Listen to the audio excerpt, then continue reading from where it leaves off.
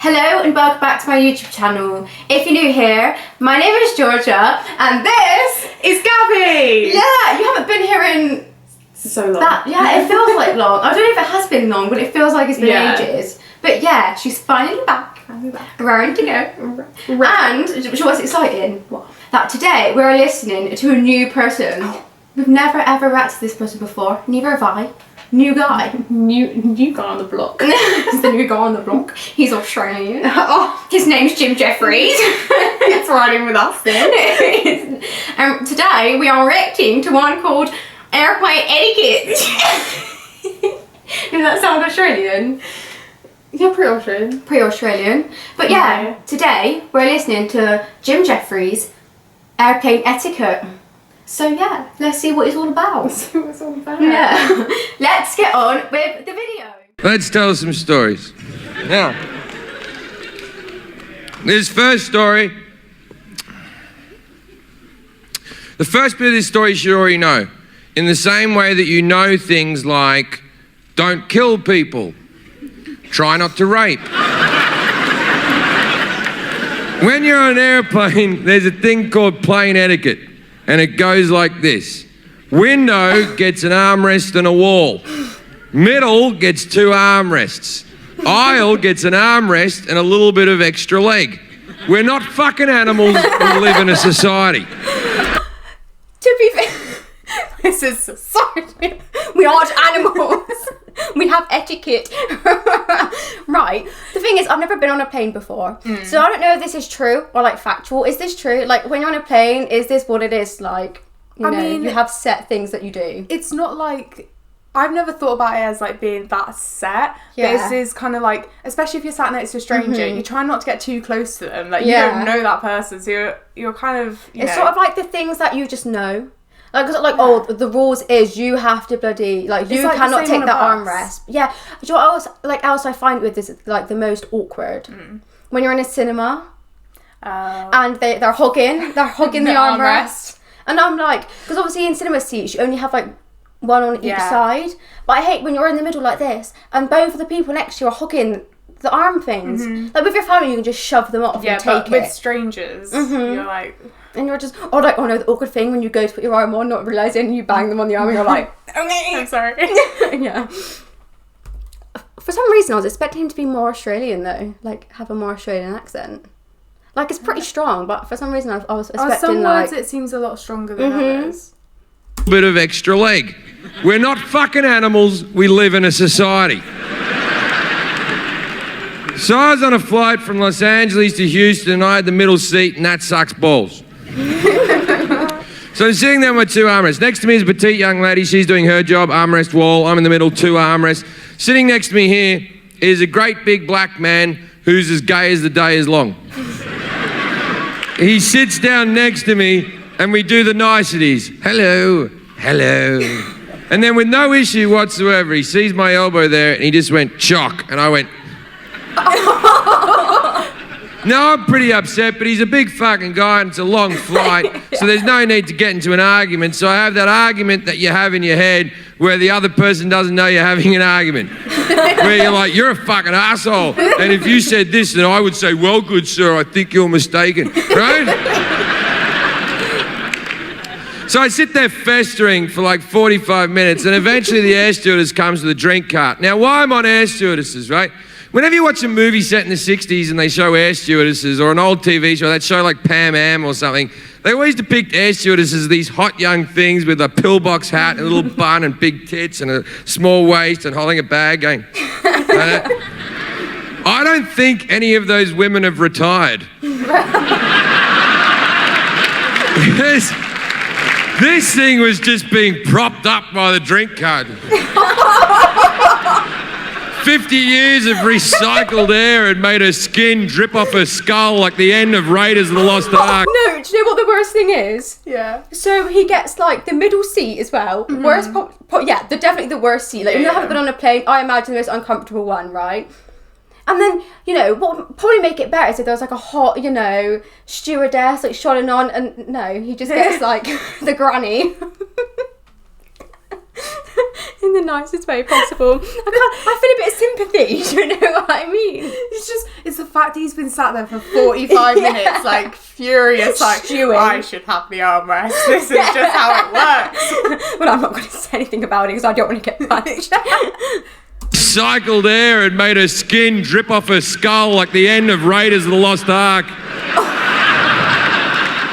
She comes up. The guy reaches over for his drink and his pretzels. Armrest open. Bang! I'm back in. And I'm not fucking going anywhere either. He puts all of his things down in his tray and he goes to put his elbow back, but he fucking can't, can he? He can't, because there's a wall there called Jefferies and he can't fucking move it, right? And he's pushing, and I'm acting like I can't feel it, like this, but casual, like.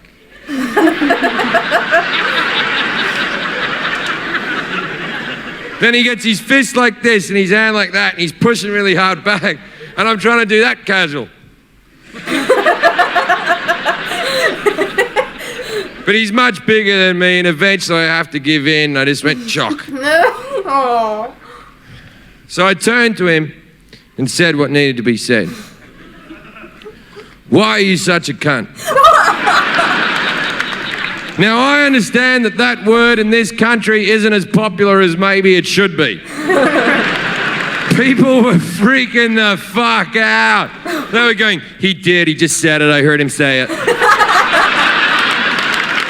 Called that man a C-bomb, I heard him say it, Bob. To be fair, I'm glad he did like the American accent because I was like, it's pretty popular in England, that word, isn't it? You hear that word all the time. Like, if I heard someone say that, I wouldn't be shocked. No. Like, when someone's acting like that or being an idiot, your natural thing is to say that word, you know? Yeah. It's just, you do hear it around, like, in school. Yeah, constantly. On in school, I said it all like, the time, you know, yeah. because I just had no barriers with swear words. So I would say that word all the time. But even when you're young and, like, you go into secondary school, you hear the older years say it, you know what I mean? Yeah. Because I was like, I don't know where he is, but if he's in England, that's shocking. Yeah. So, but he's not. Called that man a C-bomb, I heard him say it, Bob. Called the man a C-bomb, Bob. And he was shocked as well. He turned to me and went, excuse me, why did you just call me? But in for a penny, in for a pound, right? And I was there going, a cunt, sir. I called you a cunt. And he said, are you upset because you're trying to take my armrest? And I went, you don't know plain etiquette. Window gets an armrest and a wall. Middle gets two armrests. Aisle gets an armrest and a little bit of extra leg. We're not fucking animals. We live in a society. It's a society bit. We live in a society. And the people that initially hated me agreed with me like, he is right about that. That is true. That is true. We do live in a society. And he went, oh, I'm only taking the back of the armrest. You can have the rest of the armrest. And I went, you take the back, you take the whole fucking thing. No one gives a fuck about the front of the armrest. No one's ever gone, thanks for the front of the armrest. I said, it's not just that you're taking my armrest.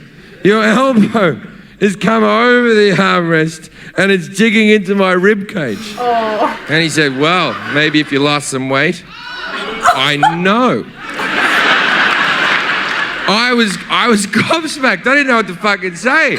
I just turned to him and went, you bitchy queen. Now everyone on the plane has lost their fucking shit. The movie can fuck off, mate. No one's watching the fucking movie. I'm the entertainment now. The air stewardess comes running back on her walker. She comes up to us and she goes, what's going on here? And I said, I want this fucking asshole away from me. And she said, sir, this is not the situation to be swearing in. And I went, yes, it is. We're having a fight. And she went, well, there's no need for name calling. I called the guy bitchy queen, so I sort of get what she's saying. And I turned to her and said, you know what? You're right. There is never a need for name calling. But as a proud gay man myself, I feel like I've earned the right to say such words, so...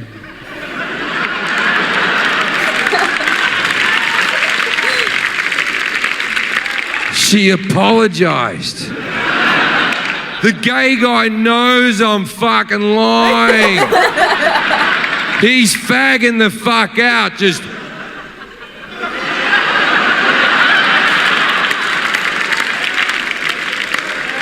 And the air stewardess went, can everyone calm down?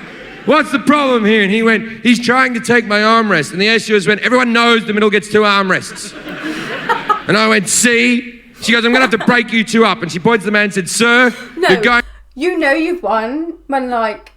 The, like, authority is, like, yeah, sticking up, like, yeah, fair enough. Do you know what I mean? But I feel like that's the thing with just life in general. Like, people might not think that's a big thing to argue about. But in the world, you have little things where it's just common decency, you know, and you have to follow it. The thing is... It's just the rules of life. When you're on a plane as well, it's not like you are on a bus and you can get off if that's that big of an issue and get the next bus. You're on a plane, you're on a metal box in the air. in the sky. You're trapped with these people for like 2 hours. Yeah. So if someone's like pissing you off that much, you're kind of like...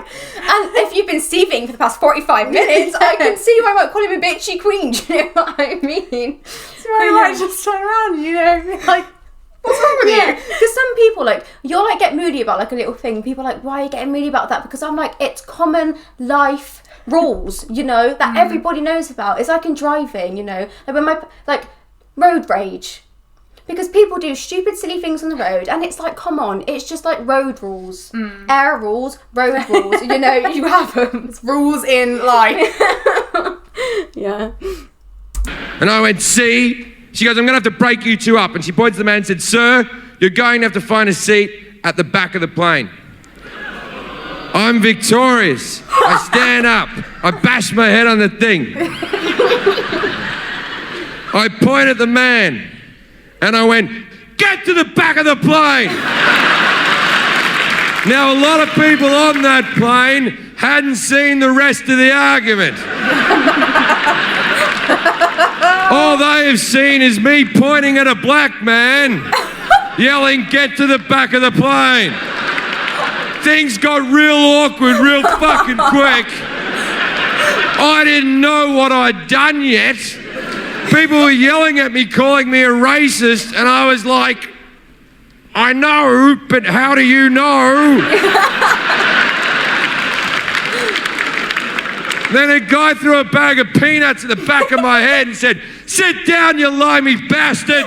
And I was like, that's the British, I'm Australian, you fucking racist.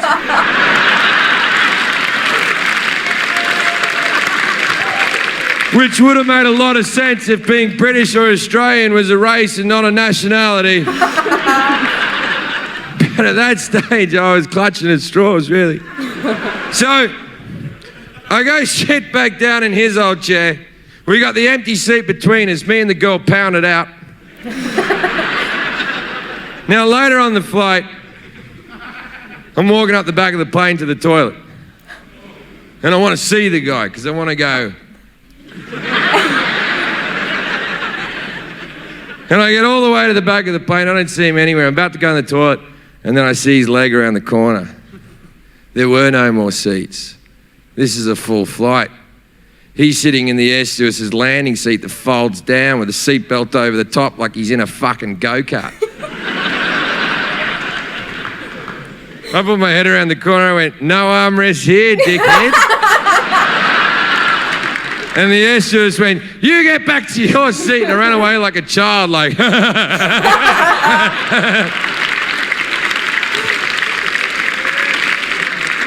So... To be fair, it's his fault for taking the armrest, really. Shouldn't have taken the armrest, do you know what I mean? Yeah, but I'm sure he didn't see him taking the armrest spiralling out of control like it did. No, he could have just said, can I have the armrest for like at least an hour? You know, I mean, half of the flight can I have the armrest, half the flight you can have it, you know? It's a good lesson in life that just because you're bigger doesn't mean you can throw your weight around. You know. You're going to the back of the plane. Yeah. No, do you know what that reminds me of? Do you like when you're in school?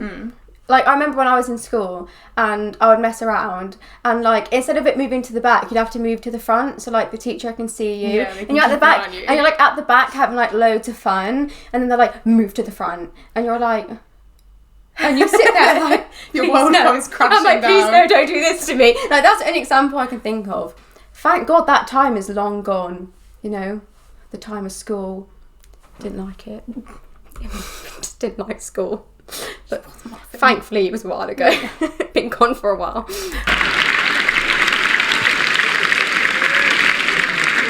So, for landing, I go sit back down in his old seat. Now, the air stewardess seat is taken, so she's taking my old seat in the middle, and she fucking hates me. And I'm taking both armrests, fuck her. And as we're landing, the guy over the aisle leans over and goes, "Excuse me, you're Jim Jefferies, right?" And I'm like, "Yeah, man, how you doing?" And he went, "I had no idea you were gay."